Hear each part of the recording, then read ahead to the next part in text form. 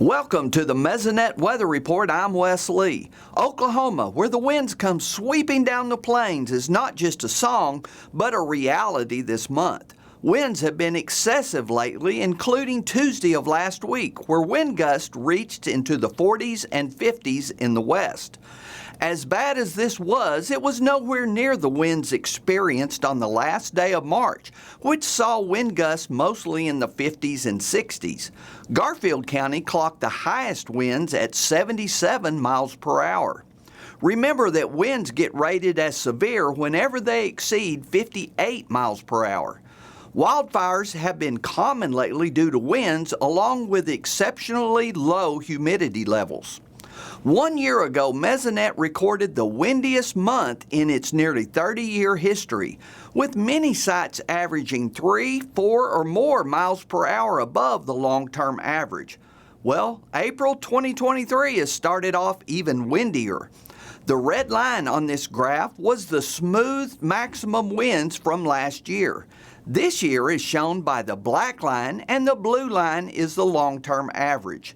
I'm showing smooth data that shows trends instead of individual days. One huge negative to all this wind, especially in the west, is the increase in evapotranspiration, shown here to be near a ½ inch on Tuesday. Now here's Gary with more on the western drought. Thanks, Wes, and good morning, everyone. Well, I wish I had better news on the drought situation across the northwestern half of the state. I don't, so let's just get right to the new map and see where we're at. Well, where we're at is just in bad shape across that northwestern half of the state. Again, to the north and west of just about I-44, southwest Oklahoma, up through north central Oklahoma. Just bad drought everywhere. We do have a new area of exceptional drought. That's the worst drought monitor category in far southwest Oklahoma in Harmon County.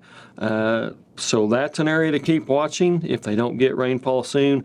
And then we have an expansion of that exceptional drought up into parts of northwestern and north central Oklahoma. Really running out of ways to say just how dry it is, so here's another attempt, the consecutive days with less than a ½ inch of rainfall map from the Oklahoma Mesonet. Well, I mean, we're up to just about 40 days across the state generally, but up there in the Panhandle we go from 113 days to as many as 218 days. So that dates all the way back to August 30th of 2022, and that's a long time ago, believe it or not. So just desperately need rain in that part of the state.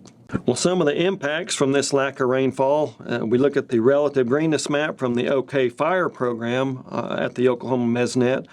We see generally a good greenness down across the southeastern quarter of the state, the eastern third of the state. Then we see the Oklahoma wheat crop is greening up quite nicely from southwest Oklahoma up through north central Oklahoma. Oklahoma wheat belt shows up pretty good on this map.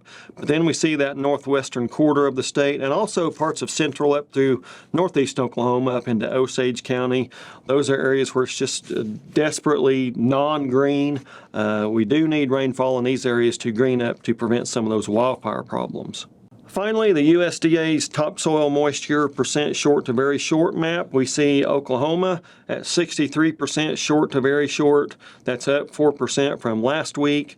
And we are right in line with the rest of the southern plains and New Mexico from 65 to 75% or so. So not good news of the impacts from our drought situation. That's it for this time. We'll see you next time on the Mesonet Weather Report.